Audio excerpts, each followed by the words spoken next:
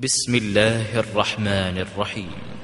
معزز مہمانان کرام، بزرگوں، دوستوں اور قابل احترام دینی ماؤں اور بہنوں، جدہ دعوت سینٹر حی السلامہ میں آپ کا یہ بھائی آپ کو خوش آمدید کہتا ہے، استقبال کرتا ہے، اور اللہ رب العالمین سے دعا کر رہا ہوں کہ اللہ رب العالمین ہم جس مقصد کے لیے یہاں جمع ہوئے ہیں ہمارے مقصد کو شرف قبولیت عطا فرمائے اور ہمیں یہاں سے اللہ رب العالمین اپنی رضا اور خوشنودی عطا فرمائے، آمین یا رب العالمین۔ حضرات، یہ ہمارے لیے نہایت ہی سعادت کی بات ہے کہ آج ہمارے درمیان پاکستان کی ایک عظیم شخصیت، ایک عظیم خطیب ہمارے درمیان تشریف فرما ہے، فضیلت شیخ قاری خلیل الرحمان حفظہ اللہ۔ آپ کراچی سے تشریف لائے ہیں عمرے کی سعادت حاصل کرنے کے لیے۔ اللہ رب العالمین آپ کے سفر کو، آپ کے عمرے کو اور آپ کے تمام عبادات کو قبول فرمائے، اور آپ کے اس یہاں آنے کو جدہ میں ہم سب کو آپ سے مستفید ہونے کا شرف عطا فرمائے، آمین یا رب العالمین۔ حضرات، فضیلت شیخ قاری خلیل الرحمان کسی تعارف کے محتاج نہیں ہے۔ گزشتہ سال بھی آپ تشریف لائے تھے اور مختلف مقامات پر آپ کی تقاریر ہوئی تھی، جو کہ آڈیو کیسیٹس اور ویڈیو کیسیٹس یا وی سی ڈیز کے ذریعے پوری دنیا میں الحمدللہ اللہ تعالیٰ نے ان کو پذیرائی انہیں حاصل ہوئی ہے۔ یہاں آج کا جو پروگرام ہم نے رکھا ہے، چونکہ بہت ہی عجلت میں یہ پروگرام مرتب کیا گیا ہے، اس لیے بعض اخوان کو تو اس کا علم بھی نہیں ہے، لیکن اس کے باوجود بھی ہم نے یہ سوچا کہ چونکہ شیخ ابھی ہمارے درمیان موجود ہیں تو اس سے اچھا موقع کیا ہوگا کہ ہم آپ سے فضیلت شیخ سے مستفید ہوں۔ پروگرام انشاءاللہ تعالی اس کی نوعیت کچھ اس طرح کی ہے کہ فضیلت شیخ قاری خلیل الرحمان کا خطاب ہوگا، آپ قرآن خوانی، ایصال ثواب کے حکم کے بارے میں اور اس کی اسلام میں کیا حقیقت ہے وہ بیان فرمائیں گے۔ اس کے بعد جو سوالات اگر کچھ ہوں گے تو وہ سوالات فضیلت شیخ کے سامنے پیش کیے جائیں گے اور ان کے جوابات آپ سماعت فرمائیں گے۔ وعلیکم ورحمۃ اللہ وبرکاتہ۔ قرآن خوانی اور ایصال ثواب، اس کی شرعی حیثیت کیا ہے، اس عنوان سے انشاءاللہ اللہ رب العالمین کی توفیق سے میں چند باتیں آپ کے گوش گزار کروں گا۔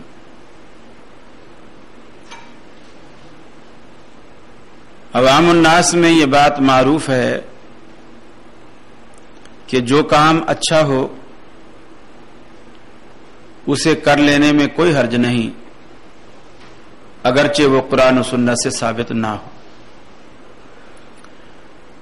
در حقیقت یہ اس لا علمی کی بنا پر ایسا ہوتا ہے کہ آدمی کو یہ پتہ نہیں ہوتا کہ اچھا کام کہتے کسے ہیں۔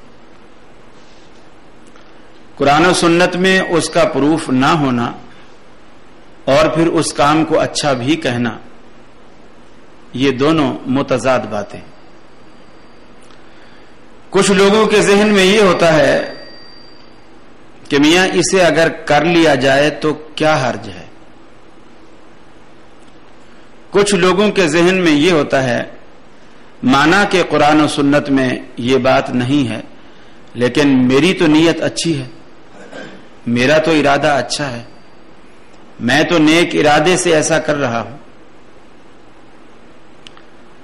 میں انہی حوالوں سے کچھ بات کرنا چاہتا ہوں کہ آیا صرف نیت کا اچھا ہونا اور اس عمل کا کتاب و سنت میں موجود نہ ہونا کافی ہے؟ کیا حرج کہہ کر اس کو کر گزرنا اور کتاب و سنت سے دلیل نہ لینا کافی ہے؟ پھر اس کام کا اچھا ہونا اس اعتبار سے کہ میری عقل، میرے ذہن میں یا میرے معاشرے میں، میری سوسائٹی میں، میرے علاقے میں یہ کام اچھا گردانا جاتا ہے، اس لیے اچھا ہے اگرچہ وہ قرآن و سنت کے منافی ہو. کیا یہ کافی ہے؟ میں انہی چند ایک باتوں پر اپنی بات کو رکھوں گا، انشاءاللہ بات سمجھ میں آئے گی. پہلی بات کہ میری نیت اچھی ہے. حدیث میں آتا انما الاعمال بالنیات کہ تمام اعمال کا دار و مدار نیت پر. نیت ایک تعین ہے اس منزل کا آپ جہاں گاڑی لے جانا چاہتے ہیں. اب وہ اچھی ہے تو آپ اس منزل تک پہنچیں گے، وہ اچھی نہیں ہے تو آپ اس منزل تک نہیں پہنچیں گے. لیکن اس کی دلیل کیا ہے کہ میری نیت اچھی ہے. اچھائی اور برائی کا معیار کیا ہے؟ نیکی اور بدی کا معیار کیا ہے؟ حضرت عبداللہ بن رواحہ رضی اللہ تعالی عنہ رسول اکرم صلی اللہ علیہ وسلم کے بڑے جلیل القدر صحابی ہیں.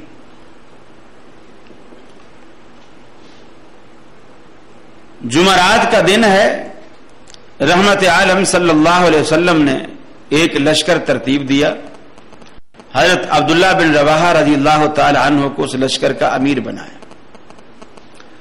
حکم یہ کیا کہ تم نے رات یہاں مدینے میں نہیں ٹھہرنا ہے، تم نے چلے جانا ہے اور صبح فلاں جگہ تم نے پہنچنا ہے. کل وہاں جنگ ہے، لڑائی ہے، جہاد ہے. صبح جمعے کا دن ہے. حضرت عبداللہ بن رواحہ رضی اللہ تعالی عنہ کے دل میں یہ بات آئی کہ یار جہاد پہ جانا ہے، سفر جہادی ہے. اس میں انسان ہمیشہ غازی بھی نہیں رہتا، شہید بھی ہوتا ہے. ہو سکتا ہے یہ میری زندگی کا آخری سفر ہو، آخری لڑائی ہو اور میں اسی میدان میں کام آؤں اور شہید ہو جاؤں. تو کیوں نہ میں دوہرا اجر لوں. میرے پاس تیز رفتار سواری گھوڑا ہے جو اس وقت جنگوں میں بالکل اس کی وہی حیثیت تھی جو آج کل F-16 کی. بڑی ضرورت کی چیز تھی. اس نے کہا میرے پاس بڑی تیز رفتار سواری ہے، میں اس پر سفر کروں گا تو اپنے لشکر کو راستے میں ہی جا لوں گا اور جمعہ بھی رسول اللہ صلی اللہ علیہ وسلم کے پیچھے پڑھ لوں گا. جہاد سے بھاگ نہیں رہا، موت سے ڈر نہیں رہا، بلکہ شہادت کے جذبے سے سرشار ہے.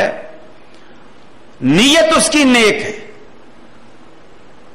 نیت میں کوئی فتور نہیں. وہ دوہرا اجر یوں لینا چاہتا ہے کہ شہادت بھی پا لوں اور زندگی کا آخری جمعہ رسول اللہ صلی اللہ علیہ وسلم کی اقتداء میں ادا فرما لوں. یہ دونوں نیتیں ہیں اور نیک نیتی ہے. آپ نے جمعہ پڑھایا، رسول اللہ صلی اللہ علیہ وسلم کی نظر عبداللہ بن رواحہ پر پڑ گئی. آپ کو خیال آیا کہ میں نے تو اسے رات روانہ کیا تھا اور ہدایت کی تھی کہ تم نے نکل جانا ہے لشکر کے ساتھ اور لشکر نے اس کی قیادت میں نکلنا تھا. رسول اللہ صلی اللہ علیہ وسلم نے سوال کیا ما منعک ان تغدو مع اصحابک یا عبداللہ، اے عبداللہ تجھے کس چیز نے روکا ہے کہ تو صبح سویرے اپنے ساتھیوں کے ساتھ نہیں نکلا؟ اس کی کیا وجہ ہے؟ حضرت عبداللہ بن رواحہ رضی اللہ تعالی عنہ نے جو دل کی بات تھی ساری رکھ دی. یا رسول اللہ صلی اللہ علیہ وسلم میرے پاس تیز رفتار سواری ہے، باقی کوئی پیدل ہیں، کوئی اونٹوں پر ہیں، کوئی خچر پر ہیں، کوئی گدھے پر ہیں. میرے پاس تو گھوڑا ہے اور بڑا تیز رفتار گھوڑا ہے میرے پاس. میں ابھی بس جمعہ پڑھ کے بھی جاؤں گا تو ان کو راستے میں لے لوں گا. تو میں نے یہ سوچا کہ جمعہ آپ کے پیچھے پڑھ لوں. اب یہ کہنا کہ میری نیت چونکہ نیک ہے، اگرچہ وہ کام قرآن و سنت سے ثابت نہیں ہے، تو میری نیت چونکہ نیک ہے اللہ رب العالمین مجھے اجر دے گا، یہ امید رکھنا یہ غلط ہے. اس لیے کہ جب حضرت عبداللہ بن رواحہ رضی اللہ تعالیٰ عنہ نے اپنی نیک نیتی رسول اللہ صلی اللہ علیہ وسلم کے سامنے کھول کر رکھ دی، آپ نے فرمایا اے عبداللہ آج کے بعد اگر تو ساری عمر بھی عمل کرتا رہے تو ان لوگوں کے رتبے اور درجے کو نہیں پا سکتا جو میرا حکم سنتے ہی چل پڑے. معلوم یہ ہوا کہ صرف نیت کا اچھا ہونا عمل کی قبولیت کی دلیل نہیں ہے. نیت کا اچھا ہونا اجر کو نہیں بڑھاتا، بلکہ عبداللہ بن رواحہ کا نیت کا اچھا ہونا عمل کے وزن کو گرا رہا ہے، اس لیے کہ رسول اللہ صلی اللہ علیہ وسلم کے فرمان کے خلاف ہے. نیت اچھی ہے لیکن رحمت عالم صلی اللہ علیہ وسلم کے حکم کے خلاف ہے، تو آپ کے عمل، آپ کے حکم، آپ کے قول، آپ کے فعل، آپ کی سنت کے خلاف کتنی بھی نیت اچھی ہو وہ اچھی نہیں ہوتی، کیونکہ جس اچھی نیت سے نیکی کا وزن کم ہو جائے وہ نیت اچھی کہلانے کا حق نہیں رکھتی. معلوم یہ ہوا کہ اچھائی اور برائی کا معیار ہمارا ذہن نہیں ہے. لوگ یہ سوچتے ہیں چونکہ ہمارے ذہن میں یہ بات اچھی ہے، ہمارے معاشرے میں یہ بات اچھی گردانی جاتی ہے، لہذا یہ چیز اچھی ہے. یہ ذہن پرستی ہے، یہ ذہن پرستی ہے، اور یہ بھی ایک شرک کے زمرے میں آتا ہے. میں آپ کو چھوٹی سی مثال دوں.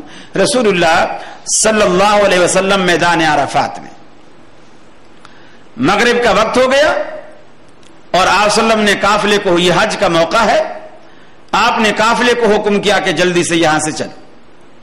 حضرت بلال سمجھے کہ رسول اللہ صلی اللہ علیہ وسلم مغرب کی نماز کو بھول گئے. الصلاۃ الصلاۃ یا رسول اللہ، الصلاۃ یا رسول اللہ. آپ نے فرمایا بلال الصلاۃ امامک، نماز تیرے آگے ہے، یعنی آگے چل کے پڑھیں گے، مزدلفہ میں جا کے پڑھیں گے. اب مزدلفہ میں جا کر مغرب کا وقت پورا نکل جاتا ہے، مغرب کا وقت پورا نکل جاتا ہے. رسول اللہ صلی اللہ علیہ وسلم نے وہاں جا کر پہلے مغرب ادا کی، پھر عشاء ادا کی. اب ہماری اصطلاح میں، علماء کی اصطلاح میں، مغرب کو قضا پڑھا گیا، عشاء اپنے وقت میں پڑھی گئی، مغرب کو قضا کیا گیا. ایک روایت میں آتا ہے جس شخص نے عمدن، جان بوجھ کر ایک نماز بھی قضا کی، اس کو دوزخ میں 70 ڈبکیاں، 70 غوطے دیے جائیں گے. رحمت عالم صلی اللہ علیہ وسلم کا فرمان ہے. اور یہاں اللہ کے رسول خود جان بوجھ کر اپنی بھی نماز قضا کر رہے ہیں اور صحابہ کرام کی نماز بھی قضا کرا رہے ہیں.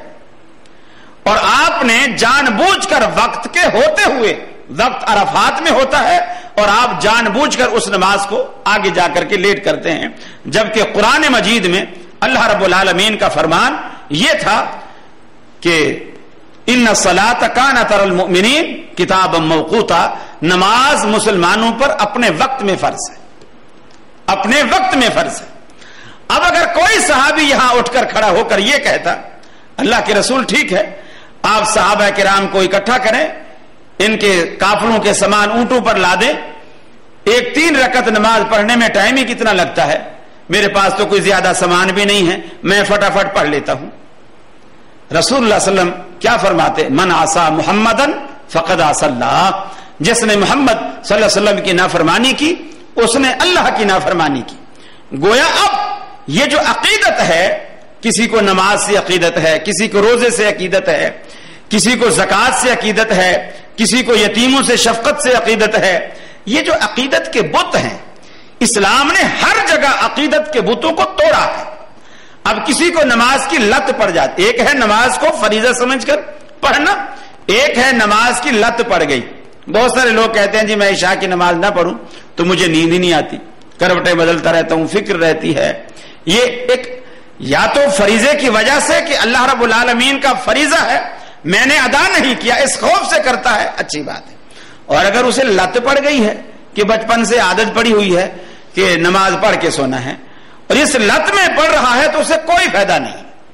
اب اللہ رب العالمین نے یہاں عقیدت کے وہ سارے بت توڑے ہیں کہ اگر کوئی شخص مغرب کو مغرب کے وقت میں پڑھتا ہے، عشاء کو عشاء کے وقت میں پڑھتا ہے، لیکن اس وجہ سے پڑھتا ہے کہ اسے عادت ہی یہ ہے کہ اگر مغرب کے وقت پہ نہ پڑھے تو اسے کھانا ہی ہضم نہیں ہوتا.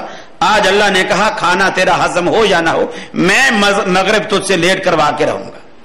اس لیے کہ اسلام یہ بتانا چاہتا ہے کہ اسلام ہے کیا. تیری عقیدت کا نام، تیری چاہت کا نام، تیری پسند اور ناپسند کا نام اسلام نہیں ہے، بلکہ اسلام وہ ہے جو اللہ رب العالمین نے محمد رسول اللہ صلی اللہ علیہ وسلم کے ذریعے آپ کے قول سے، آپ کے فعل سے، آپ کے عمل سے، آپ کی تقریر سے صحابہ کرام تک پہنچایا. وہ پورے کا پورا اسلام ہے. اور حج ایک ایسی عبادت ہے جس کے ذریعے اللہ رب العالمین نے عقیدت کے بے شمار بتوں کو پاش پاش کیا ہے. آپ اسی طرح مینا میں دیکھیں, حالانکہ رسول اللہ صلی اللہ علیہ وسلم کا فرمان ہے بیت اللہ کے اندر اگر کوئی شخص ایک نماز پڑھتا ہے اللہ رب العالمین کے ہاں اس کی گنتی 1,00,000 ہوتی ہے. بیت اللہ میں اگر کوئی شخص ایک نماز پڑھتا ہے اللہ کے ہاں اس کی گنتی 1,00,000 ہوتی ہے. لیکن 8 ذی الحجہ کو فجر کی نماز پڑھنے کے بعد حاجی سے اللہ رب العالمین کہتا ہے حرم چھوڑ دے, بیت اللہ چھوڑ دے. اور مینا کی جو فضیلت بیت اللہ کی حدیث میں بیان ہے مینا کی وہ فضیلت نہیں ہے کہ مینا میں جا کر نماز پڑھو گے تو وہاں 2,00,000 کا ثواب ہے, وہاں 1,50,000 کا ثواب ہے, کچھ بھی نہیں. حدیث میں مینا کی نماز کی فضیلت کا ذکر ہی نہیں. لیکن جس جگہ صراحت ہے کہ بیت اللہ میں ایک نماز 1,00,000 کے برابر ہے, اس نص صریح کے ہوتے ہوئے اللہ رب العالمین نے وہ 1,00,000 نماز کا ثواب ہم سے چھڑوا دیا. اور پہاڑی علاقے میں بالکل ویرانہ ہے, جنگل ہے, خیمے لگے کھڑے ہیں, کچھ بھی نہیں, وہاں جا کر کے بٹھا دیا. اب جی یہاں تم ظہر بھی پڑھو, عصر بھی پڑھو, مغرب بھی پڑھو, عشاء بھی پڑھو اور پھر دوسرے دن صبح بھی پڑھو, یہ 5 نمازیں تم یہاں پڑھو. اب کوئی کہے الہ العالمین ہم تو پاکستان سے, ہم انڈیا سے, ہم بنگلہ دیش سے, ہم دور انڈونیشیا سے, پوری دنیا سے, ہم کہاں کہاں سے کرایہ بھر کر, خرچہ بھر کر, اتنا پیسہ لگا کر ہم یہاں آئے ہیں بیت اللہ میں 1,00,000 کا ثواب پانے کے لیے, اور تو نے ہمیں یہاں سے نکال دیا. تو اللہ رب العالمین اصل میں ہمیں یہ بتانا چاہتا ہے کہ نیکی اصل کیا ہے. ایک چیز تجھے بھا رہی ہے, نیکی یہ نہیں ہے. ایک چیز اللہ کو ایسے بھا رہی ہے, اب ویسے کرنا نیکی ہے. آدم علیہ الصلوۃ والسلام کو اللہ رب العالمین نے جب تمام چیزوں کے نام بتا کر کھڑا کر دیا, فرشتوں سے پوچھا کہ تم بتاؤ, انہوں نے کہا ہمیں تو نہیں بتا, اللہ نے انہیں بتایا ہی نہیں ہے. اللہ رب العالمین نے آدم علیہ السلام سے کہا تم بتاؤ, انہوں نے بتا دیے. اب آدم علیہ السلام کی برتری فرشتوں پر جب واضح ہو گئی, اللہ رب العالمین نے فرشتوں سے کہا آدم کو سجدہ کرو. اذ قلنا للملائکۃ اسجدوا لآدم فسجدوا الا ابلیس, فرشتوں سے کہا کہ اس کو سجدہ کرو. اب پورا قرآن مجید بھرا پڑا ہے کہ غیر اللہ کو سجدہ حرام ہے, شرک ہے. غیر اللہ کا سجدہ حرام ہے, شرک ہے. اللہ رب العالمین نے قرآن میں کہا, اللہ کے رسول نے احادیث میں کہا, تمام انبیاء اسی کی دعوت دیتے آئے کہ صرف اور صرف سجدہ کرو تو اللہ کو کرو, باقی تمام کی بندگی تم پر حرام ہے. اب یہاں فرشتوں سے کہا جا رہا ہے آدم کو سجدہ کرو. اب اگر کوئی شخص اسی کو دلیل بنائے کہ میاں دیکھو فرشتے تو بڑی نیک مخلوق ہیں, نورانی مخلوق ہیں, اور ان کے دامن میں تو گناہ ہی نہیں ہے, نیکیاں ہی نیکیاں ہیں, میں کیوں نہ فرشتوں والا کام کروں. اللہ نے فرشتوں سے کہا آدم کو سجدہ کرو, میں کیوں نہ فرشتوں والا کام کروں, میں بھی آدم کو سجدہ کروں گا. اللہ کہتا ہے انہیں میں نے کہا تھا, اس وقت یہی نیکی تھی, تمہیں میں نے منع کیا ہے, اس وقت یہی نیکی ہے. میری مانیت پہ تم اب آؤ گے, اس لیے کہ نیکی جو ہے میری پسند اور میری ناپسند کا نام ہے. میری پسند کا خیال کرو گے تو نیک رہو گے, میری ناپسند کو اپناؤ گے تو گناہگار کہلاؤ گے.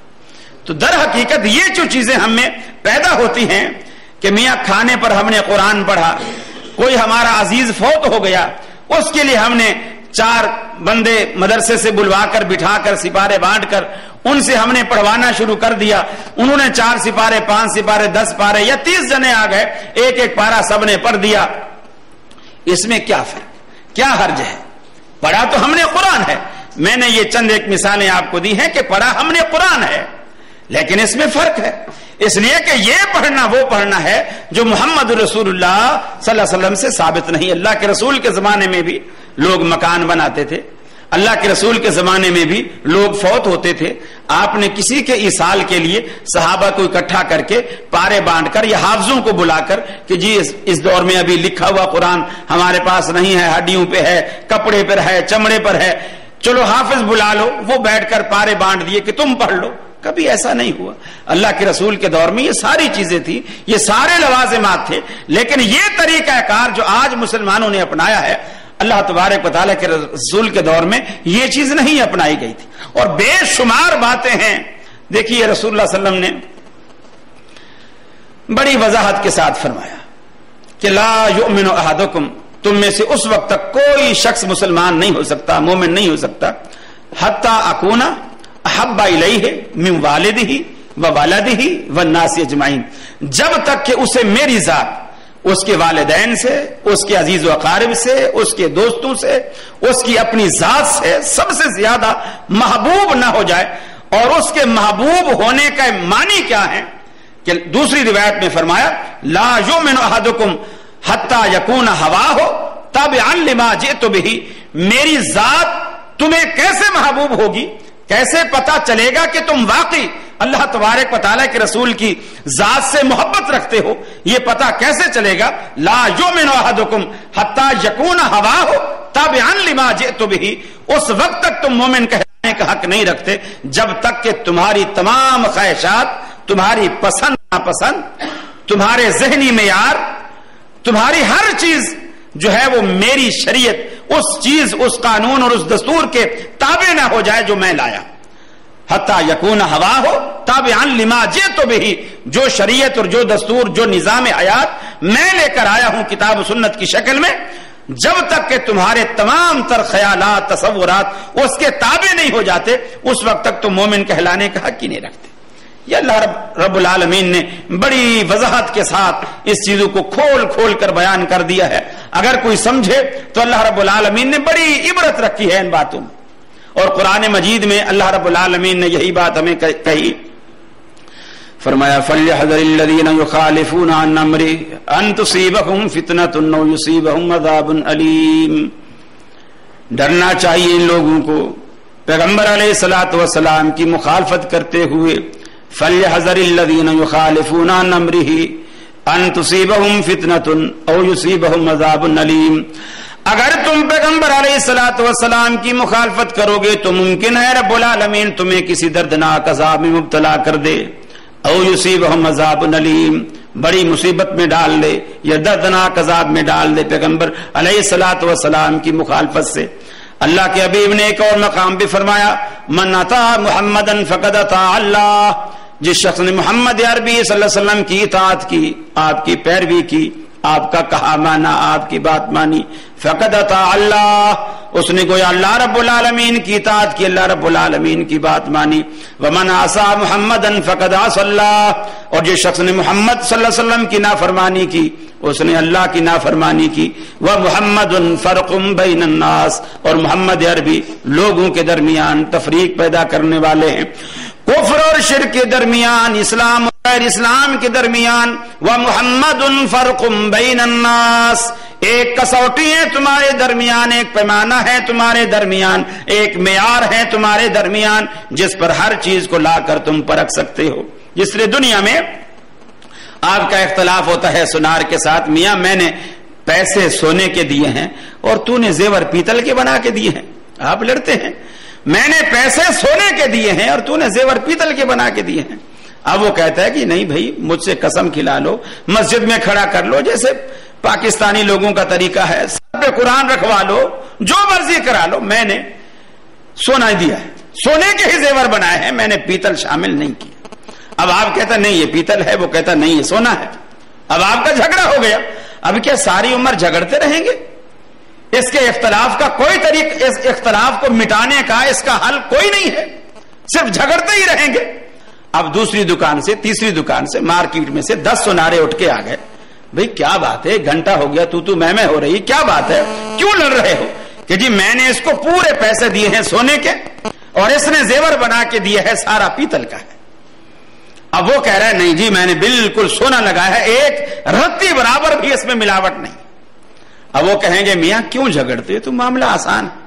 ان کی یہاں کالے رنگ کا پتھر ہوتا ہے جس کو وہ کسوٹی بولتے ہیں، ذرا سا اس پر گھسائیں گے، اس پہ سونے کا رنگ آئے گا، ایک قطرہ تیزاب کا ڈالیں گے، اگر تو وہ رنگ اڑ گیا، پیتل ہے، تانبا ہے، سلور ہے، جو مرضی اسے کہہ لو، اور اگر تیزاب کا قطرہ پڑنے کے بعد بھی ویسے کا ویسا ہے، یا بغیر تیزاب ڈالے بھی ان کو پہچان ہوتی ہے، آپ اس پہ اس کو رگڑتے ہیں، رگڑنے سے ان کے رنگت سے، چمک سے پتہ چل جاتا ہے، کسوٹی سے رگڑنے سے پتہ چل گیا کہ جی یہ معاملہ صحیح ہے یا غلط ہے، بتا دیں گے بھائی آپ غلط جھگڑ رہے ہو، اس نے زیور جو ہے صحیح بنایا ہے۔ اور اگر پتہ چل گیا تو بتائیں گے بھی بالکل دکاندار کا قصور ہے، اس میں تو 100% ملاوٹ ہے۔ اختلاف مٹ گیا۔ اب آپ کہتے ہیں جی مجھے بخار ہے، ڈاکٹر نے آپ کے نبض پہ ہاتھ رکھا، ڈاکٹر نے کہا جی بالکل یہ بہانہ بنایا کھڑا ہے، اس کو بخار نہیں، اس کو بالکل بخار نہیں ہے۔ اب ایسا ہوتا ہے، اسکولوں میں بچے پڑھتے ہیں، مدارس میں بچے پڑھتے ہیں، استاد جی چھٹی چاہیے، کیوں کیا بات ہے جی بخار آ رہا۔ اب وہ ایسے ہوشیار بچے تھوڑی دیر دھوپ میں بیٹھ جاتے ہیں، جسم تپ جاتا ہے، اس کے بعد فٹافٹ اندر دفتر میں آئے جی میرا ہاتھ دیکھو بالکل بخار۔ اب استاد نے ہاتھ لگایا، باقی وہ تو تپ رہا ہے، تو دھوپ سے آ رہا ہے، تپ رہا ہے، بڑا بخار ہے۔ میں نے آفس میں ایک چھوٹا سا 15-20 روپے کا وہ تھرمامیٹر لے کے رکھ لیا۔ اب بچہ جو آ رہا ہے جی استاد جی چھٹی چاہیے، بھی کیوں چھٹی چاہیے، بخار ہے جی۔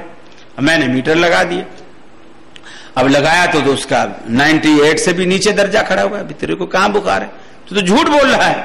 اب اس نے جا کے دوسرے بچوں کو بھی بتا دیا کہ مدیر صاحب نے آفس میں تھرمامیٹر رکھا ہوا ہے، اب ان کو پتہ چل جاتا ہے۔ اب وہ جو بھی آ رہا ہے دوسرے دن، اب وہ تھرمامیٹر کا نہیں کہہ رہے، بخار کا نہیں کہہ رہے، استاد جی میرے پیٹ میں درد، میرے سر میں درد۔ اب پیٹ کے درد کو میٹر سے ہم کہاں سے چیک کریں؟ اختلاف مٹانے کا ایک حل ہے۔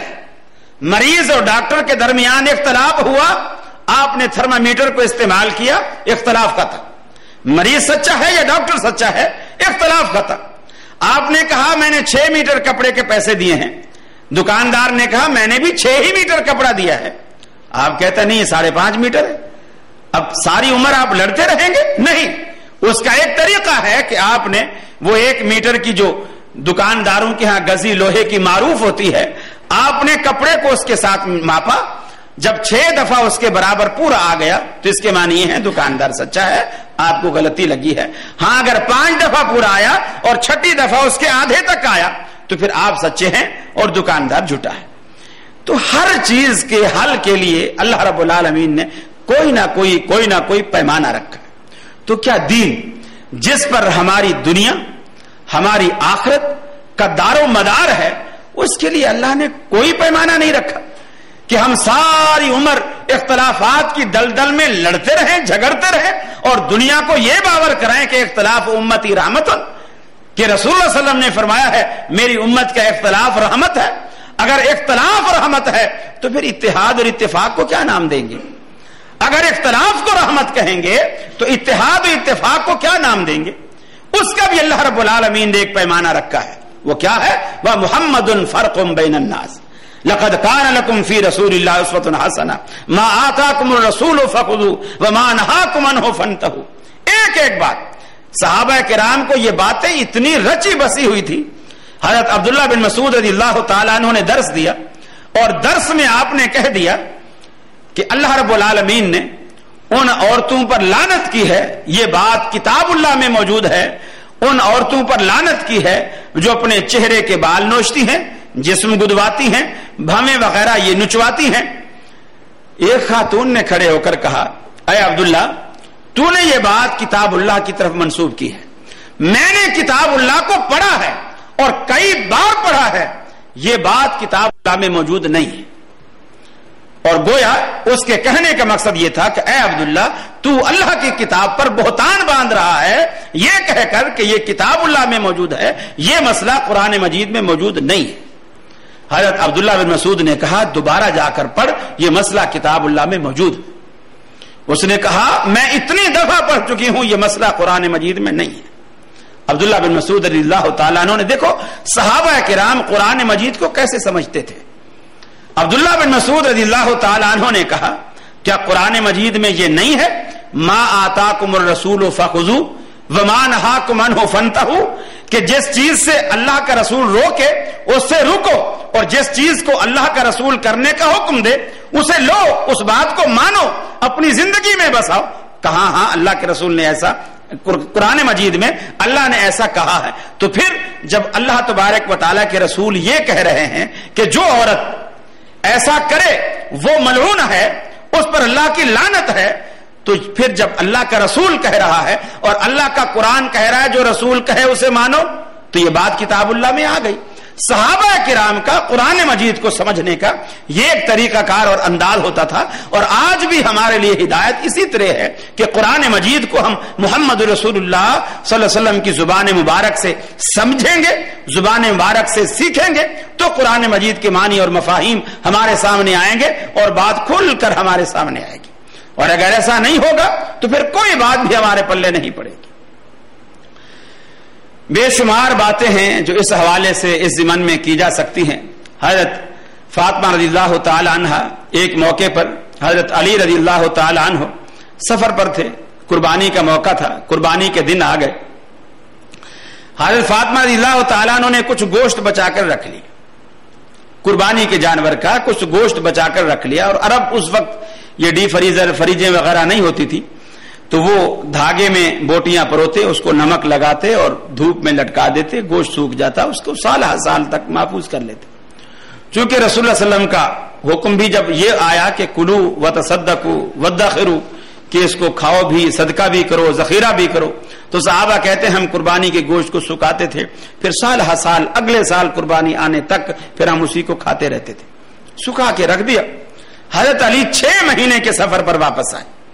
6 مہینے بعد جب واپس آئے تو حضرت فاطمہ رضی اللہ تعالیٰ عنہ نے محبت سے وہ گوشت تھوڑا نکالا, اس کو پکایا, دسترخوان پہ رکھا. حضرت علی نے پوچھا یہ گوشت کہاں سے آیا؟ انہوں نے کہا یہ میں نے آپ کے حصے کا گوشت میں نے سکھا کے رکھ لیا تھا, یہ قربانی کا گوشت ہے. چونکہ آپ ہمارے ساتھ قربانی میں نہیں تھے تو میرا دل چاہا کہ میں آپ کے لیے رکھ لوں, جب آپ آئیں گے پھر اکٹھے کھائیں. حضرت علی نے کہا یہ حرام ہے, میں نہیں کھاتا. حضرت علی رسول اللہ صلی اللہ علیہ وسلم کے داماد ہیں. حضرت علی رسول اللہ صلی اللہ علیہ وسلم کے داماد ہیں, آپ فرماتے ہیں یہ حرام ہے. حضرت فاطمہ رسول اللہ صلی اللہ علیہ وسلم کی بیٹی ہیں, صاحبزادی ہیں, آپ فرماتی ہیں یہ حلال ہے اور حلال سمجھ کر پکایا ہے, اس پر محنت کی ہے, اس میں گھی ڈالا ہے, تیل ڈالا ہے, نمک مسالے ڈالے ہیں, سارا محنت کی ہے, لکڑیاں جلائی ہیں, چولہے پر بیٹھی ہیں, اب پک کر تیار ہو گیا ہے. حضرت فاطمہ کہتی ہیں یہ حلال ہے, حضرت علی کہتے ہیں یہ حرام. اب اختلاف پیدا ہو گیا, اب دونوں کے درمیان ایک تنازع ہے, جھگڑا ہے, کیسے کریں؟ حضرت علی کہتے ہیں میں نہیں کھاؤں گا, حضرت فاطمہ کہتی ہیں میں کھلاؤں گی. آخر حضرت فاطمہ نے ایک بات کی, اے علی لڑنے جھگڑنے سے کوئی فائدہ نہیں, رسول اللہ صلی اللہ علیہ وسلم کے پاس جاؤ, اللہ تبارک و تعالیٰ کے رسول سے یہ پوچھو, اگر وہ کہتے ہیں یہ حرام ہے تو میں بھی پھینک دیتی ہوں, میں بھی نہیں کھاؤں گی. اگر وہ کہتے ہیں یہ حلال ہے تو پھر آپ کو بھی میرے ساتھ بیٹھ کر کھانا ہوگا. حضرت علی رضی اللہ تعالیٰ عنہ کی سمجھ میں بھی یہ بات آ گئی, فرماتے ہیں بات درست ہے, میں ایسا ہی کرتا ہوں. چنانچہ رسول اللہ صلی اللہ علیہ وسلم کی خدمت میں حاضر ہوتے ہیں, عرض کرتے ہیں اللہ کے رسول فاطمہ نے گوشت پکایا ہے اور وہ قربانی کا گوشت ہے, میں نے کہا حرام ہے, وہ کہتے ہیں حلال ہے. دیکھو آپ نے بھی یہ نہیں کہا کہ علی فاطمہ ٹھیک کہتی ہے چونکہ میری بیٹی ہے, ہمارے ہاں دلائل کچھ اس طرح کے ہوتے ہیں. یہ صحیح کہتا ہے چونکہ اللہ کے رسول کا قریبی زمانہ اس نے پایا, اللہ کے رسول کا قریبی زمانہ اس امام نے پایا ہے, باقی امام اس کے بعد کے ہیں, ان میں فاصلہ, ان میں بہت زیادہ ہے. چونکہ اللہ کے رسول کا قریبی ہے, قریبی زمانہ اس نے پایا ہے, اس کی بات زیادہ وزنی ہوگی. صحابہ کرام اس طرز پر نہیں سوچتے تھے. اللہ کے رسول نے یہ نہیں کہا اے علی تو میرا داماد ہے, تیرا رشتہ مجھ سے فاطمہ کے نکاح کے بعد بنتا ہے, جبکہ فاطمہ کا رشتہ تو اس کی پیدائش سے مجھ سے جڑ گیا تھا, وہ میرے زیادہ قریبی ہے, لہذا فاطمہ کی بات جو ہے وہ زیادہ صحیح ہے. آپ نے یہ نہیں دلیل دی. آپ نے علی رضی اللہ تعالیٰ عنہ سے پوچھا علی تو جو کہتا ہے کہ یہ حرام ہے تو کس بنیاد پر کہتا ہے؟ حضرت علی رضی اللہ تعالیٰ عنہ نے اس سے یہ بھی ثابت ہوا کہ سامنے والے کا موقف بھی سننا چاہیے, فیصلہ ایسے نہیں دینا چاہیے, سامنے والے کا موقف بھی سننا چاہیے, اس موقف کو سننے کے بعد پھر اس پر فیصلہ کرنا چاہیے. علی تو کیوں کہتا ہے کہ یہ حرام ہے؟ حضرت علی رضی اللہ تعالیٰ عنہ نے عرض کی کہ اللہ کے رسول پچھلے سال میں نے آپ کے ساتھ عید کی نماز پڑھی تھی اور آپ نے خطبے میں یہ اعلان فرمایا تھا کہ 3 دن سے زیادہ قربانی کا گوشت اپنے گھر میں اتنا رکھو کہ تم اسے 3 دن میں کھا سکو, اور اس سے جو زیادہ ہے اسے تقسیم کر دو, لوگوں میں, غریبوں میں تقسیم کر دو, بانٹ دو, اتنا اپنے گھر میں رکھو جو تم 3 دن میں کھا سکتے ہو. فاطمہ نے تو 6 مہینے سے رکھا ہوا, فاطمہ نے 6 مہینے سے رکھا ہوا ہے، میری یہی جنگ ہے کہ یہ آپ کے فرمان کے خلاف ہے۔ آپ کا حکم تھا 3 دن تک رکھنا، اور فاطمہ نے 6 مہینے سے سکھا کے رکھا ہوا ہے، آپ کے حکم کے خلاف ہے، لہذا میں اسے کھانے کو تیار نہیں۔ رسول اللہ صلی اللہ علیہ وسلم ارشاد فرماتے ہیں، اے علی، وہ میں نے پچھلے سال کہا تھا، اس سال تو سفر پر تھا، اس سال تو نے عید ہمارے ساتھ نہیں پڑھی، فاطمہ نے اس سال ہمارے ساتھ عید پڑھی ہے، اس سال جو میں نے خطبہ دیا ہے اس خطبے میں نے یہ ارشاد فرمایا ہے کہ آج کے بعد چونکہ مسلمان تھوڑے سے پیسے والے ہو گئے ہیں اور زیادہ تر لوگ قربانی کرنے لگے ہیں، اب وہ غربت پہلے والی نہیں رہی ہے، اب کلو وتصدقوا وادخروا، کہ تم اب کھاؤ بھی، صدقہ بھی کرو، یعنی تقسیم بھی کرو اور ذخیرہ بھی کرو۔ حضرت علی رضی اللہ تعالیٰ عنہ وہاں سے یہ حکم سننے کے بعد مسکراتے ہوئے گھر آئے۔ حضرت فاطمہ رضی اللہ تعالیٰ عنہ بھی مسکرا رہی ہیں، اے علی اب بتاؤ اسے پھینک دوں یا کھانا ہے؟ فرمایا، فاطمہ اب ہم دونوں مل کر کھائیں گے، اس لیے کہ اب تیری بات کی تائید محمد رسول اللہ صلی اللہ علیہ وسلم نے کر دی ہے۔ ہم کہتے ہیں لوگوں، ہمارا آپ سے کوئی اختلاف نہیں، قرآن خوانی ہو، محرم کی حلیم ہو، ربیع الاول کا حلوہ ہو، یا کوئی نظر و نیاز کی کوئی چیز ہو، یا کسی قبر کا چڑھاوا ہو، یا کسی مزار کا چڑھاوا ہو، یا کسی بت خانے کا کھانا ہو، ہم سارا کھانے کو تیار ہیں، بشرطے کہ اس کے پیچھے محمد رسول اللہ صلی اللہ علیہ وسلم کی بات دکھا دو کہ اللہ کے رسول نے اس کے کھانے کا اذن دیا ہے، اسے اللہ کی قسم جس کے کھانے کا اذن محمد رسول اللہ نے دیا ہے اسے حرام کہنا ہی حرام ہے۔ ہمارا آپ سے کوئی اختلاف نہیں، ہر بات کے پیچھے آپ دلیل مانگے، دلیل لیں، اور دلیل قرآن و سنت ہی دلیل ہے، اس سے ہٹ کر تیسری کوئی چیز دلیل نہیں۔ صحابہ کرام کا یہی طرز عمل تھا۔ میں عرض کر رہا ہوں کہ کیا حرج ہے، اب یہ دوسری بات، نیت کا معاملہ الگ ہوا، اب یہ دوسری بات کہ اس کے کرنے میں کیا حرج ہے۔ قرآن خوانی ہے، یہ اکثر لوگ کہتے ہیں۔ اب جنازے کے بعد، یہاں تو مجھے معلوم نہیں ہے، پاکستان میں بڑا رواج ہے اور اس پر بڑے جھگڑے ہوتے ہیں، فلاں کا جنازہ ہوا اور جنازے کے بعد جب سلام پھر گیا، چارپائی رکھی، اس کے بعد مولوی صاحب نے ہاتھ اٹھائے، سب نے دائرہ بنایا، سب نے اس کے لیے دعا کی، پھر جنازے کو کندھے پر اٹھایا، 40 قدم گنتے رہیں گے، پھر 40 قدم پر پھر جنازہ رکھیں گے، پھر کھڑے ہو کر دعا مانگیں گے، اور جو نہیں مانگے گا کہیں گے دیکھو ان کے مردے تو ایسے مردود مرے ہیں، نہ فاتح نہ درود۔ حالانکہ اصحاب الحدیث جو ہیں وہ جنازے میں فاتحہ بھی پڑھتے ہیں، جنازے میں درود ابراہیمی بھی پڑھتے ہیں، ہماری میتوں کے جنازے فاتحہ سے بھی مزین ہیں، درود پاک سے بھی مزین ہیں، جنازے تو ان سے خالی ہیں، ان کے ہاں تو فاتحہ کا تصور ہی نہیں ہے سوائے قبر کے، کہ قبر پر فاتحہ پڑھی جائے، یعنی صرف اس لیے کہ جنازے میں چونکہ اللہ کے رسول کی سنت ہے اور ہم چونکہ اہل سنت ہیں، ہمیں تو سنت سے چڑ ہے، ہم چونکہ اہل سنت ہیں ہمیں تو سنت سے چڑ ہے۔ اہل سنت کے معنی یہ سمجھے ہیں لوگوں نے جو سنی سنائی پر عمل کرے، اہل سنت کے معنی لوگ سنی کے دو ہی معنی ہیں، سنی سنائی پر عمل کرے یا بالکل عقل اس کی سن ہو جائے، عقل اس کی سن ہو وہ سنی ہے۔ اب کوئی قرآن پیش کرے، حدیث پیش کرے، اس کے پلے کچھ نہیں پڑے گا کیونکہ یہ سنی ہے، اس کی عقل ہی سن ہے۔ اب پاؤں بیٹھے بیٹھے کسی کا سن ہو جاتا ہے، وہ کھڑا ہوتا ہے ایسا لگتا ہے اس پاؤں اس کا ساتھ ہی نہیں، پاؤں سن ہوگی، تھوڑی دیر دباتا ہے کرتا ہے پھر اس میں جان آتی ہے، تو ان کی عقل ہی سن ہو گئی ہے، سنی ہو کر عقل سن ہو گئی ہے۔ جبکہ صحابہ کرام کا طرز عمل کیا تھا؟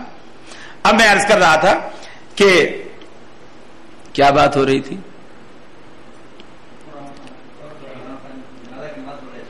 جنازے کی نماز پر 40 قدم پر کھڑے ہو کر پھر میت رکھتے ہیں، پھر دعا کراتے ہیں۔ اب کوئی پوچھے اعتراض کرے تو جواب یہ ملتا ہے، میاں دعا کرانے پر بھی اعتراض ہے، دعا میں کیا حرج ہے؟ دعا کرانے پر بھی اعتراض ہے۔ اکثر اصحاب الحدیث کی مساجد میں فرض نمازوں کے بعد اہتمام کے ساتھ دعا نہیں کی جاتی، کوئی درخواست کر دیتا ہے جی ہمارا فلاں عزیز بیمار ہے دعا کرا دیجئے، کرا دیتے ہیں، ورنہ معمول نہیں ہے۔ اعتراض ہوتا ہے، ارے میاں دعا کے بھی منکر ہو گئے، حالانکہ دعا تو اچھی چیز ہے، دعا تو اچھی بات ہے، اللہ سے مانگ رہے ہیں کہ غیر اللہ سے تو نہیں مانگ رہے، یہ لوگ تو اللہ سے بھی نہیں مانگتے ہیں۔ دیکھ لو نماز میں نماز سلام پھر گیا چپ کر کے ایسے اٹھ کے جوتا اٹھایا اور چلے گئے اور دعا ہی نہیں مانگی ہے. ارے اللہ کے ولی جو تو نے سجدے میں گر کر رکوع میں کھڑے ہو کر قیام میں کھڑے ہو کر قعدے میں بیٹھ کر جو کچھ تو نے کہا ہے وہ دعا نہیں تو اور کیا ہے, وہ کیا تھا؟ لیکن وہ لوگ بعد میں اس لیے لازمی سمجھتے ہیں. ان لوگوں کے ہاں تو مذہب یہ ہے کہ امام کے پیچھے آ کر کھڑے ہو جاؤ چپکی. تھانوی صاحب لکھتے ہیں بہشتی زیور میں, خاتون امام کے پیچھے اگر ہے چپکی کھڑی رہے کچھ نہ پڑھے تو بھی نماز ہو جائے گی. اب آدمی سوچے کہ بھی چپکا کھڑا رہے یا چپکی کھڑی رہے تو مسجد میں آنے کی ضرورت ہی کیا ہے؟ مسجد میں آنے کی ضرورت ہی کیا ہے؟ مولوی صاحب کی ہر بندہ وظیفہ باندھ دے, 500 روپیہ مہینہ میں دیا کروں گا, میری طرف سے تو نمازیں بھی پڑھے آنا, روزے بھی رکھے آنا, دعا بھی کرے آنا, مجھے گھر بیٹھے ثواب ملتا رہے گا. آخر اس کی کیا ضرورت ہے؟ یہ جو چیز ہے کہ ہم نے یہ جو کام کر لیا اس میں کیا حرج ہے؟ اسی طرح کھانا سامنے آیا, ہم نے اس پر سورہ فاتحہ پڑھ لی, سورہ اخلاص پڑھ لی, سورہ یاسین پڑھ لی, سورہ مزمر پڑھ لی, سورہ مدثر پڑھ لی, اس میں کیا حرج ہے؟ میں آپ سے عرض کروں, رسول اللہ صلی اللہ علیہ وسلم عید کا خطبہ دے رہے ہیں, قربانی کی عید ہے. آپ سے کہا گیا کہ اللہ کے رسول فلاں فلاں فلاں شخص نے عید کی نماز سے پہلے قربانی کر لی, فلاں فلاں شخص نے عید کی نماز سے پہلے قربانی کر لی ہے. آپ نے فرمایا انہیں کہو دوبارہ بکرا خریدیں اور دوبارہ قربانی کریں, اس لیے کہ میرا طریقہ عید کی نماز پڑھنے کے بعد قربانی کرنے کا ہے. اب میں آپ سے پوچھتا ہوں, وہ صحابی رسول ہیں جنہوں نے عید کی نماز سے پہلے قربانی کی ہے وہ بھی صحابی رسول ہیں, اور جنہوں نے عید کے بعد قربانی کی ہے وہ بھی صحابی رسول ہیں. جنہوں نے پہلے کی ہے انہوں نے بھی اللہ کے لیے کی ہے, جنہوں نے بعد میں کی ہے انہوں نے بھی اللہ کے لیے کی ہے. جنہوں نے پہلے کی ہے اسی 10 ذی الحجہ کو اسی دن کی ہے, جنہوں نے بعد میں کی ہے انہوں نے بھی 10 ذی الحجہ کو اسی دن کی ہے. فرق صرف 2 رکعت نماز کا بیچ میں ہے. اس 2 رکعت نماز پر ٹائم کتنا لگتا ہے؟ اگر بہت پوری لمبی سورہ غاشیہ اور سورہ سبح اسم ربک الاعلی جو آپ کا اکثر معمول تھا, یہ عید کی نماز میں جمعہ کی نماز میں پڑھا کرتے تھے, اگر یہ مکمل بھی پڑھیں تو 10-12 منٹ سے زیادہ وقت نہیں لگتا.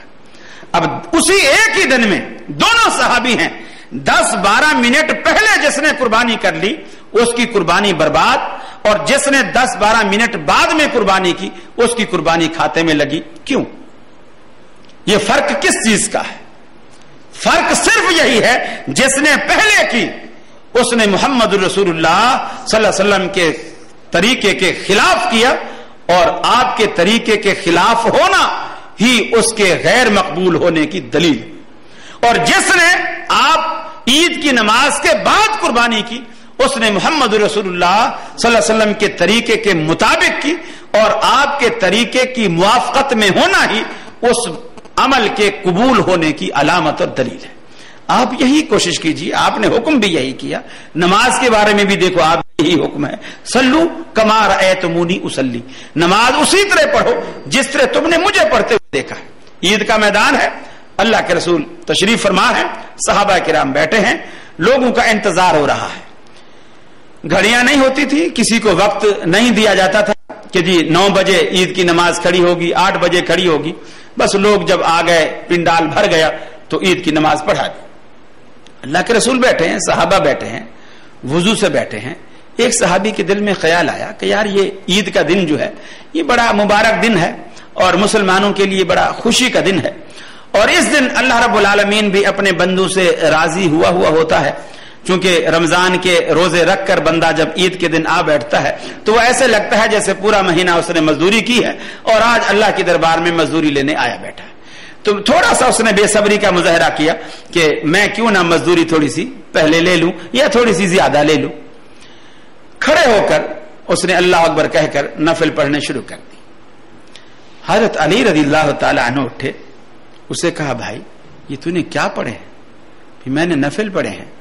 کہا مجھے ڈر ہے, ترمذی کی حدیث ہے, کہا مجھے ڈر ہے کہ کہیں یہ نفل تجھے دوزخ میں نہ لے جائیں, کہیں یہ نفل تجھے دوزخ میں نہ لے جائیں. اس لیے کہ محمد رسول اللہ صلی اللہ علیہ وسلم کا جو طرز عمل ہے, آپ عید کے میدان میں آنے کے بعد نہ عید سے پہلے اور نہ عید کے بعد کوئی نفل نہیں پڑھتے تھے، تو اللہ کے رسول سے آگے بڑھتا ہے.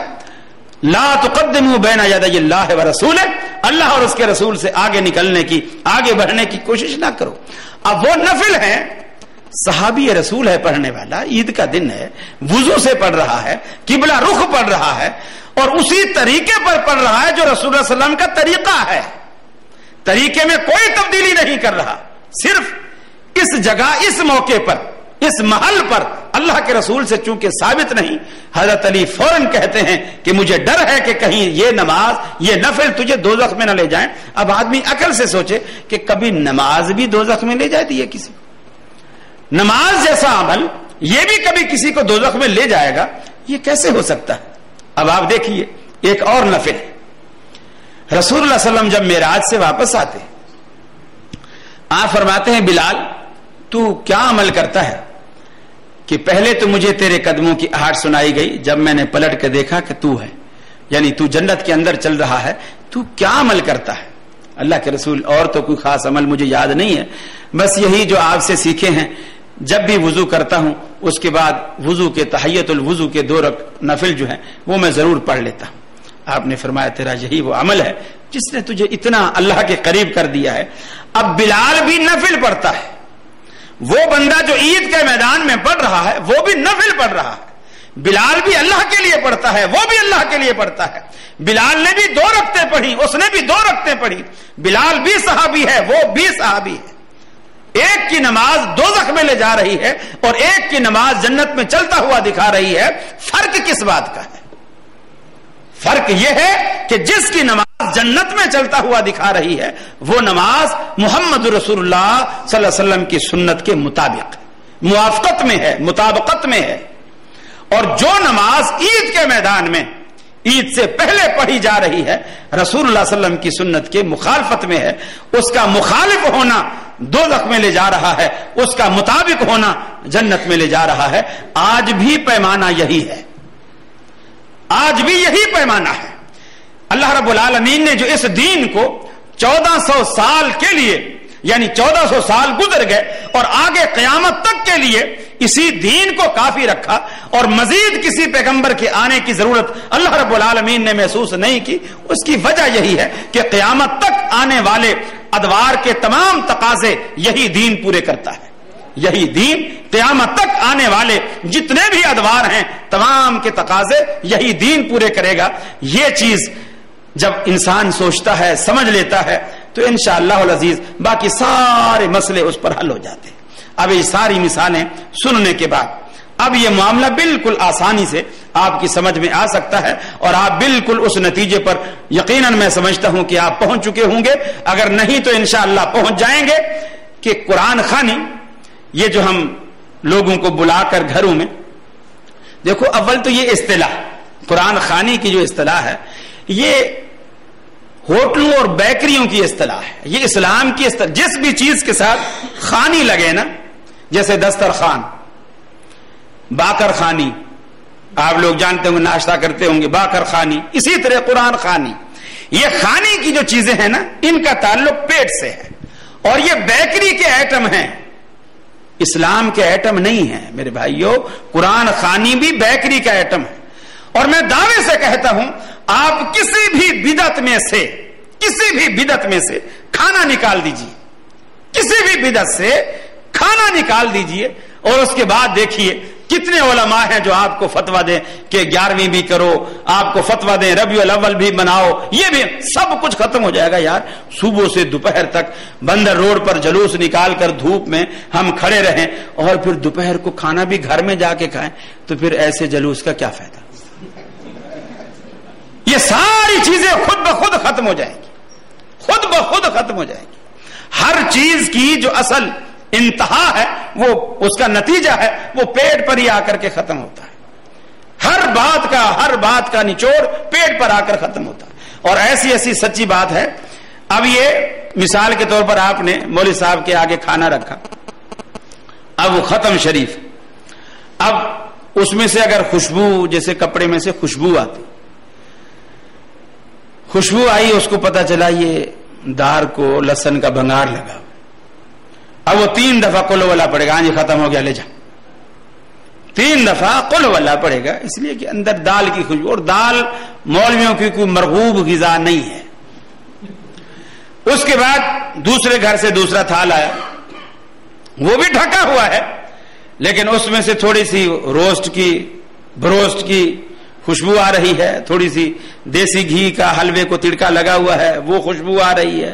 اب وہ سورہ یاسین، سورہ ملک، سورہ مزمل، یہ اتنی ساری، یعنی جیسی ورائٹی ویسا قرآن اس کے اوپر پڑھا جائے گا، وہ اس کی جو حیثیت ہے وہ اس کو پوری دی جائے گی۔ اب اس کے اوپر یہ ساری چیزیں پڑھی جائیں گی، اس کے بعد وہ لے کر جائیں گے اور باقی دیگ میں ڈالیں گے، اس کو ملائیں گے، وہ کریں گے۔ میرے بھائیو، یہ چیزیں بالکل خرافات ہیں۔ مجھے اچھی طرح یاد ہے، ہم دیوبندیوں کے ہاں پڑھتے تھے، کسی کے ہاں فوتگی ہوتی، لوگ استاد جی کے پاس آتے اور آ کر کے کہتے استاد جی کوئی طالب علم ہمارے پاس 10-12 طالب علم بھیج دو، ہماری نانی فوت ہو گئی، ہم نے قرآن خوانی کروانی۔ کوئی آ کے کہتا کہ جی ہماری نانی دادا فوت ہو گئی، ہم نے آیت کریمہ کا ختم کروانا ہے، چلے جاتے تھے۔ اب مدرسے کا نظام ایسا تھا، آج کل تو ماشاءاللہ ایسا فینسی نظام ہو گیا ہے، باورچی مدارس کے اندر ہوتے ہیں، کھانے پینے کا انتظام اچھا ہوتا ہے۔ جب اس دور میں ایسا ہوتا تھا، یہ باورچی وغیرہ کا انتظام مدارس میں نہیں ہوتا تھا، بلکہ گھروں والے کھانا بھیجتے تھے، یا طالب علم گھر سے کھانا لے کر آ کر بڑے برتن میں سارا اکٹھا کرتے تھے، استاد جی اسے مکس کرتے تھے اور مکس کر کے پھر اس کو بچوں کو حصہ بقدر جسہ کے تحت اس کو بانٹتے تھے۔ روٹیاں بھی گن کے دی جاتی تھی، اس کا اتنا قد کاٹ ہے، اس کو 2 روٹیاں، اس کو 1.5 روٹی، اس کو آدھی روٹی، اس کو 1 روٹی، اس حساب سے۔ اب کبھی ایسا بھی ہوتا ہے چھوٹے کو بڑے سے زیادہ بھوک لگتی، تو ایسا بڑا یعنی ایک ہوتا تھا۔ اور یہ بھی کہ آپ نے دیکھا ہوگا مولویوں کی اکثر توندیں نکلی ہوئی ہوتی ہیں، گردنیں موٹی ہوتی ہیں۔ اس کی بھی ایک مین وجہ یہی ہوتی ہے کہ جب ہر گھر سے کسی سے گوشت، کسی سے دال، کسی کے ہاں سے ساگ، کسی کے ہاں سے سبزی، کسی کے ہاں سے کڑی، کسی کے ہاں سے کچھ، وہ ساری جب اتنے سارے وٹامنس ایک جگہ روزانہ اس کو ملیں گے تو گردنیں تو پھولیں گی۔ باقی آدمی گھر میں روزانہ جو کھاتا ہے ایک آدھ چیز، کتنا بھی مالدار ہو، زیادہ تر 2 چیزیں بنا لے گا۔ اب اس کو وہ قوت روزانہ میسر نہیں ہوتی جو ان کو وہاں میسر ہوتی۔ اب ہم بڑا انتظار کیا کرتے تھے کہ یار کوئی دعوت شاوت آئے اور کہیں کوئی بلاوا آئے، وہاں ہم جائیں، تاکہ ایک چیز کھانے کو دل چاہتا تھا کہ یہ مکس روز مکس کھاتے ہیں، کوئی ایک چیز ملے، آلو ملے، بھلے گوشت ملے، دال ملے، ایک چیز ملے۔ اب وہ بلاتے تھے۔ اب استاد جی نے کبھی 10-12 لڑکے چھانٹ کے بھیج دیے۔ اب اگر وہ آیت کریمہ کا ختم ہے تو وہ گٹھلیاں ہوتی تھیں گھسی پیٹی، اب وہ تھیلی بھری ہوتی تھی، کیا ہے جی 1.25 لاکھ گٹھلیاں ہیں، وہ بھی بغل میں ڈالی اور چلے جا رہے ہیں۔ اب وہاں سفید چادر بچھائی اور اس کے اوپر گٹھلیاں ڈال دی۔ یا اگر قرآن خوانی کا ختم ہے تو وہ قرآن کے سپارے ایک پارا جلد کیا ہوا ہوتا تھا، وہ سب وہ بانٹ دیتے۔ یقین مانیے طلباء اتنی بے ایمانی کرتے، وہ ایسے ورق کھولا، یوں دیکھا وہ ورق پلٹ دیا، یوں دیکھا ورق پلٹ دیا، کچھ پڑا کچھ بھی نہیں۔ اچھا اب گٹھلیاں پڑھ رہے ہیں، اب ایک گٹھلی ڈالی اور اس پہ جی پورا لا الہ الا انت سبحانک انی کنت من الظالمین، اب اتنی دیر لگ رہی ہے ایک گٹھلی پہ۔ یا کسی نے کہا جی درود کا ختم کرانا ہے، اب اللہم صلی اللہ پورا اتنا لمبا درود ہے، بڑی دیر لگ رہی ہے۔ اب صبح بیٹھے ہیں 8 بجے سے بیٹھے ہیں، 11 بج گئے ہیں، ابھی تک سمجھو آدھی ڈھیری بھی نہیں۔ بڑی پریشانی کہ یار یہ تو 4 بج جائیں گے، یہ تو مدرسے سے زیادہ مہنگا کھانا پڑا ہمیں یہاں تو اب ہم اسے گھر والے سے کہتے ہیں کہ بھی یار پیاس ویاس لگی ہے، تھوڑا سا پانی وانی لا، چونکہ وہ بھی ساتھ بیٹھ کے پڑھتا تھا۔ اب وہ پانی وانی لینے کے لیے گھر میں چلا گیا۔ بچے کیا کرتے، ایسے چلو بھرا، اللہم صلی علی محمد، اللہم صلی علی محمد۔ اب وہ جو ایک گٹھلی اٹھا رہے تھے، اب وہ سارا چلو بھر کے اب وہ جیسے پانی لے کر آئے، ڈھیری ختم۔ استاد جی بھی ساتھ، جو ہمارے بڑے مانیٹر ہوتے، کبھی کوئی استاد ساتھ ہوتا، ماشاءاللہ جی بچوں نے بڑی ہمت کی، چلو جی دسترخوان لگاؤ جی، اللہ قبول کرے جی، یہ کرے جی، وہ کرے جی۔ اس کے بعد وہ کچھ بچوں کی جیب خرچ کے طور پر بھی 5 روپے 2 روپے 4 روپے بچوں کو جو خوش کرنے کے لیے وہ دے دیتے تھے۔ یقین مانیے اگر انہوں نے کھانا اچھا کھلایا ہوتا اور پیسے بھی زیادہ دیے ہوتے، ہم سارا راستہ یہی دعا کرتے، اللہ کرے ان کا کوئی اور مرے، اللہ کرے ان کا کوئی اور مرے۔ میرے بھائیو، پیسہ بھی لٹاتے ہیں، خرچ بھی کرتے ہیں، اور بجائے دعا کے بد دعا لیتے ہیں۔ یہ ثمرہ ہے خلاف سنت کام کرنے کا۔ خلاف سنت جب انسان کرتا ہے اللہ رب العالمین اس کو ایسی سزا دیتا ہے. دیکھیے قرآن مجید پڑھیے, قرآن مجید پڑھنے سے کوئی نہیں روکتا, آپ گھر میں روزانہ قرآن پڑھیے. اس کو آپ اگر قرآن خوانی کا نام دیتے ہیں تو ہمیں کوئی اعتراض نہیں, آپ روزانہ قرآن گھر میں پڑھیے, بچوں سے کہیے روزانہ فجر کو اٹھ کر قرآن مجید, فجر کی نماز کے بعد قرآن مجید پڑھے, ایک پارا, آدھا پارا, پاؤ پارا, جتنا اللہ توفیق دے اس کو روزانہ ایک معمول بنا لے. لوگوں نے دکانوں پر حافظ باندھے ہوئے ہیں, یہاں کا تو مجھے پتہ نہیں, پاکستان میں تو بالکل حافظ جی پر مقرر ہوتا ہے, وہ اس دکان سے نکلے گا, اس دکان میں, اس دکان سے, ہر دکان والا اس کو 500 روپیہ مہینہ دے گا, ہر دکان میں روزانہ پارا پڑھے گا. پتہ نہیں کتنی دکانیں ایک حافظ نے لے رکھی ہوتی ہیں, اور جب وہ حافظ کراچی سے پنجاب جا رہا ہوتا ہے تو وہ دکانیں بیچ کے جاتا ہے, دکانیں بھی بکتی ہیں. یعنی وہ میرے پاس جی 15 دکانیں ہیں, فی دکان 1000 روپیہ ہے, تو آج کے بعد جو ہے یہ دکانیں تیری ہو گئی, تو میرے کو 15,000 روپیہ دے دے تو یہ دکانیں تیری ہو گئی. اور دکانداروں کو پتہ ہی نہیں ہوتا, بیٹھے بیٹھے بک جاتے. تو یہ ایسے سلسلے بنائے ہوئے ہیں, یہ سارے پیٹ سے ان کا تعلق ہے. اب جہاں تک ایصال کا تعلق ہے کہ اس کے قرآن مجید پڑھ کر, کھانے پر پڑھ کر, یا گھر میں سپارے بانٹ کر ویسے پڑھا کر, یا گھسی پٹی گٹھلیوں پر کچھ پڑھوا کر ہم اس کو ایصال کرنا چاہیں, تو کیا یہ ممکن ہے کہ اس کا ثواب آگے جاتا ہو؟ رسول اللہ صلی اللہ علیہ وسلم نے فرمایا, مسلم کی روایت ہے, اذا مات الانسان انقطع عمله, جب انسان مر جاتا ہے, دنیا سے رخصت ہوتا ہے, اس کے عمل کے سارے دروازے بند ہو جاتے ہیں, اس کے عمل کے سارے دروازے بند ہو جاتے ہیں, الا من ثلاث, صرف 3 چیزیں ہیں جو باقی رہتی ہیں. ایک فرمایا ولد صالح یدعى له, ایک ایسا کہ اس کی نیک اولاد, اگر نیک بچہ اس کا موجود ہے, وہ اس کے لیے دعا کرتا ہے, یا وہ کوئی بھی نیک عمل کرتا رہتا ہے, اللہ رب العالمین اس کے والد کے اکاؤنٹ میں اس کا اجر ڈالتا رہتا ہے, اس لیے کہ اس کی نیک اولاد ہے اور ماں باپ نے اس کی اچھی تربیت کی تھی, اس کے صلے میں اللہ رب العالمین اس کے اکاؤنٹ میں خود بخود نیکیاں ڈالتا رہتا ہے, چاہے بچہ یہ کہے کہ میں والد کے لیے کر رہا ہوں یا یہ نہ کہے. وہ جو بھی نیکی کرتا ہے, جو بھی چیز اچھے کام کرتا ہے, اللہ رب العالمین اس کے ماں باپ کا حصہ اس میں رکھتا ہے, ان کی اچھی تربیت کی وجہ سے. دوسرا فرمایا او علم ينتفع به, یا ایسا علم, کوئی عالم ہے, کتابیں لکھ گیا ہے, تقریریں کر گیا ہے, ایسی کتابیں چھوڑ گیا ہے, ایسے شاگرد چھوڑ گیا ہے جو اس کے بعد لوگوں کو اسی طرح دین کا علم پھر پھیلا رہے ہیں, قرآن کی تعلیم دے رہے ہیں, جو اس نے اپنے شاگردوں کو دی تھی وہ شاگرد آگے دوسروں کو دے رہے ہیں. تو یہ ان کا ثواب, ان کا اجر بھی جتنا اس نیکی کرنے والے کو ثواب ملے گا, جس نے الداعی الی الخیر کفاعلہ, جس نے اس کو نیکی کے راستے پر لگایا ہے, اس کے کھاتے میں بھی اتنا ہی اجر اللہ رب العالمین ڈالے گا, یہ اس کو ملتا رہے گا. ایک فرمایا صدقۃ جاریۃ, تیسری چیز جو ہے وہ فرمایا صدقہ جاریہ ہے. ایسا جو آدمی اپنی زندگی میں, مثلا آپ نے کہیں مسجد بنا دی اور آپ دنیا سے رخصت ہو گئے, مسجد قائم ہے, لوگ اس میں نمازیں پڑھتے ہیں, قرآن پڑھتے ہیں, اب جب تک وہ مسجد قائم رہے گی آپ کے نامہ اعمال میں اس کا اجر, اس کا ثواب, سارے نمازی روزانہ جتنے آتے ہیں اس کا ثواب آپ کے نامہ اعمال میں ملتا رہے گا. یہ 3 طریقے ہیں. کچھ چیزیں ایسی ہیں جیسے حج ہے, اللہ کے رسول نے فرمایا حج بدل ہو سکتا ہے, اسی طرح عمرہ ہو سکتا ہے, اسی طرح قربانی ہو سکتی ہے.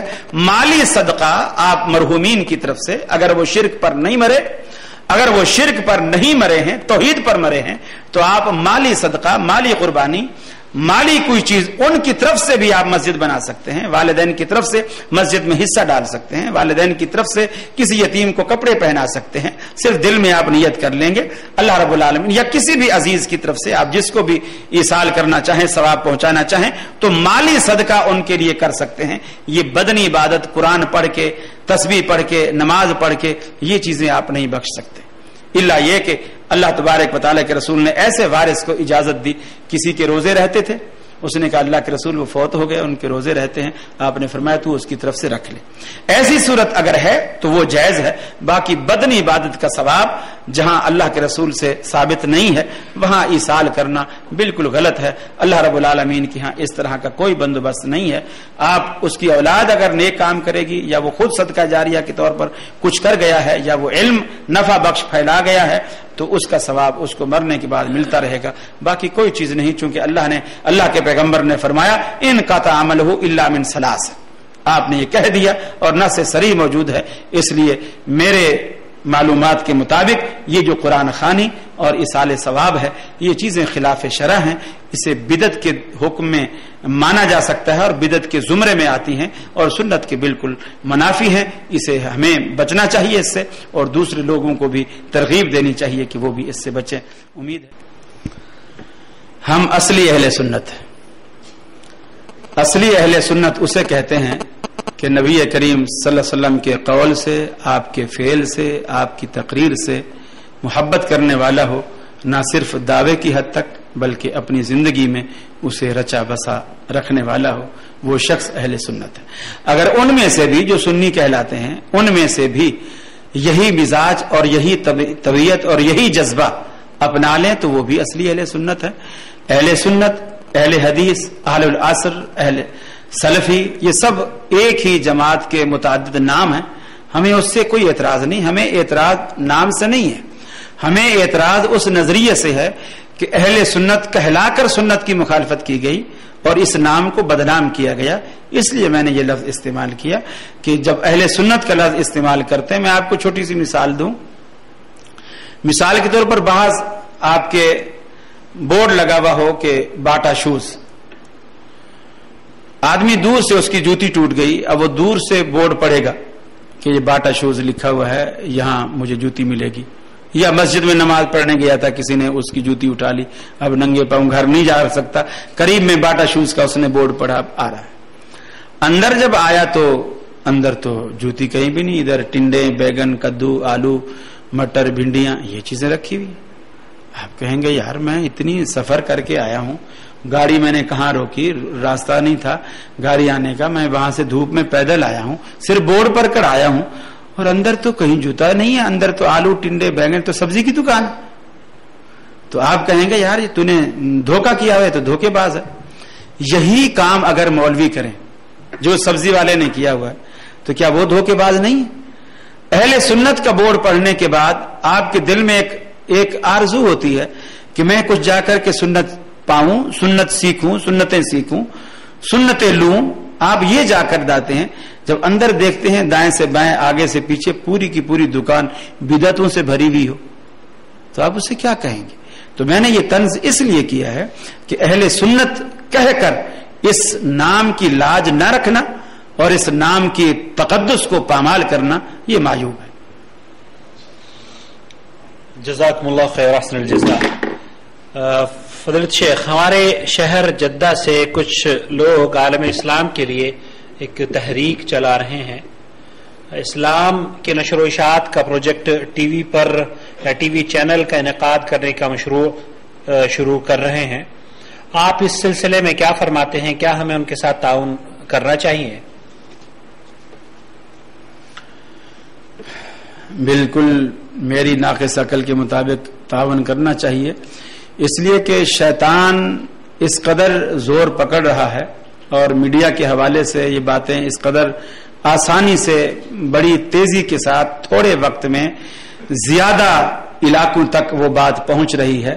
اور حق والے اگر یہ سوچ کر بیٹھے رہیں گے کہ یہ شیطان کا راستہ. میں آپ کو چھوٹی سی ایک حدیث سناؤں. رسول اللہ صلی اللہ علیہ وسلم نے حضرت عمر رضی اللہ تعالیٰ عنہ کے بارے میں ایک بات کہی تھی کہ عمر ایک ایسا شخص ہے جس راستے پر چلتا ہے شیطان وہ راستہ چھوڑ دیتا ہے. جس راستے پر چلتا ہے شیطان وہ راستہ چھوڑ دیتا ہے. اس کے معنی یہ ہے کہ شیطان اسی راستے پر آ رہا تھا جس راستے پر عمر جا رہے تھے. اس سے یہ بات نکلتی ہے کہ نہیں نکلتی کہ جس راستے پر عمر جا رہے تھے شیطان اسی راستے پر آ رہا تھا، لیکن جیسے عمر کو آتا ہوا دیکھا شیطان نے راستہ بدل لیا. اس کے معنی یہ ہے وہ راستہ نہیں چھوڑو، آؤ اس راستے پر، لیکن اس شیطان کے پیچھے نہ آؤ، اس کے مد مقابل آؤ. راستہ نہیں چھوڑو، راستہ وہی اختیار کرو، لیکن شیطان کے پیچھے نہیں آؤ بلکہ اس کے اگینسٹ چلو، اس کے مد مقابل آؤ، اس کے سامنے آؤ اور اپنا روب، اپنا دبدبا اسے دکھاؤ. اور جب تم اپنا روب دکھاؤ گے جاء الحق وزهق الباطل ان الباطل کان زهوقا، وہ شیطان بھاگے گا. یہ نہیں کہا کہ شیطان کے راستے کو دیکھ کر عمر راہ بدل لیتا ہے، یہ نہیں کہا. اگر یہ کہتے تو پھر فریق مخالف کی دلیل تھی. دیکھو عمر جس راستے پر شیطان آ جائے مومن اس راستے پر نہیں جاتا, بلکہ آپ نے فرمایا عمر جاتا ہی اسی راستے پر ہے تاکہ شیطان کو وہ راستہ چھڑوا دے. آپ یہ کہیں یہ چینلز ہیں ہی ہمارے, اللہ نے یہ نعمتیں رکھی ہمارے لیے ہیں تاکہ شیطان یہاں سے بھاگ جائے. اب شیطان دندنا رہا ہے, اہل حق آگے آئیں گے. اور میں نے شاید پچھلی نشست میں جو عبداللہ بن باز حال میں ہوا تھا میں نے کافی تفصیل سے بات کی تھی. اب یہ پروگرام بھی چونکہ کھڑے کھڑے ہو رہا ہے, وہ ذرا بیٹھے بیٹھے تھا, تھوڑا سا تھک بھی گیا ہوں میں, اس لیے زیادہ ڈیٹیل تو نہیں کر سکتا. البتہ اسلام کا مزاج یہ رہا ہے کہ جس بھی دور میں کفر جس راستے سے آیا ہے اسلام نے اسی راستے سے اس کو مار دی ہے, وہی چیز استعمال کی ہے. میں آپ کو ایک مثال, فرعون جادوگروں کے بیس پر, جادوگروں کے زور پر فرعون جو ہے وہ دندناتا تھا, کرتب دکھاتا تھا اور لوگوں سے کہتا تھا یہ دیکھو میری قدرت کا کمال ہے, میری قدرت کا کرشمہ ہے, لہذا مجھے مانو. اللہ رب العالمین نے اس کے مقابلے میں موسیٰ علیہ السلام کو بھیجا.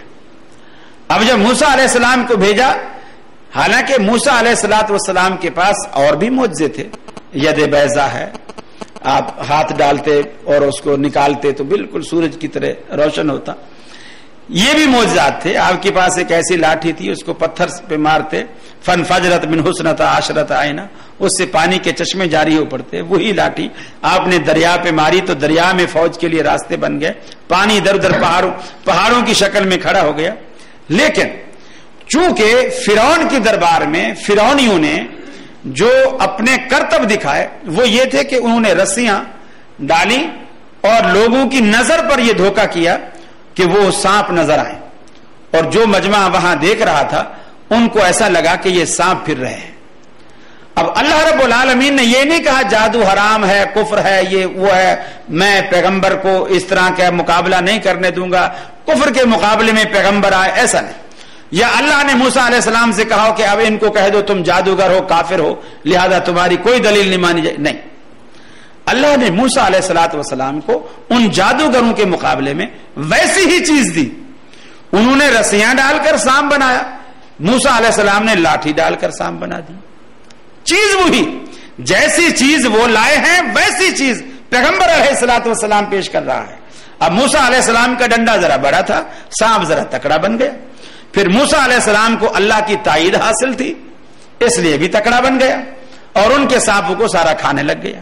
اب وہ سارے جادوگروں نے جب دیکھا کہ یہ اگر جادو ہوتا تو کم از کم ہماری رسیوں کو کھاتا نہیں, یہ جو کھا گیا ہے یہ جادو نہیں, یہ کوئی اصلی چیز ہے. سارے کے سارے جادوگر سجدے میں گر گئے اور موسیٰ علیہ السلام پر ایمان لے آئے. کب؟ جب موسیٰ علیہ السلام نے ویسا ہی ہتھیار ان کو پیش کیا جیسی چیز وہ لائے تھے. تو میرے بھائیوں, شیطان جس راستے سے آ رہا ہے عمر کی طرح وہ راستے اس کے مد مقابل, اس کی پیروی میں نہیں, اس کے سامنے آ کر وہ راستے اختیار کرو اور وہ روب اور وہ دلائل اور کتاب و سنت کے وہ براہین پیش کرو تاکہ ابلیس وہ راستہ چھوڑ دے اور آپ کے لیے سارے راستے ہموار ہو جائیں. اور یہ میں سمجھتا ہوں اتنا مؤثر ذریعہ ہے. اب آپ دیکھیں یہ جو لڑکے نظر آتے ہیں بالکل وہ چٹیا عورتوں کی طرح بنائے ہوئے, اس میں پونی بھی لگائے ہوئے, ربڑ بھی باندھا ہوا ہے اور گچھا سا پیچھے جیسے وہ مرغ کی دم ہوتی ہے ایسے وہ پیچھے سے لٹکایا ہوا ہوتا. اب اگر خطیب ایک ممبر پر کھڑا ہو کر ان کو خطبے میں 10 دن بھی کہتا رہے نا میاں یہ حرام ہے اور یہ عورتوں کی مشابہت ہے, اللہ کے رسول نے مردوں کو لعنت کی ہے جو عورتوں کی مشابہت کرے, ان عورتوں کو لعنت کی ہے جو مردوں کی مشابہت کریں, لوگ کہتے ہیں مولویوں کی عادت ہے, مولویوں کی عادت ہے, ایسے کہتے رہتے ہیں.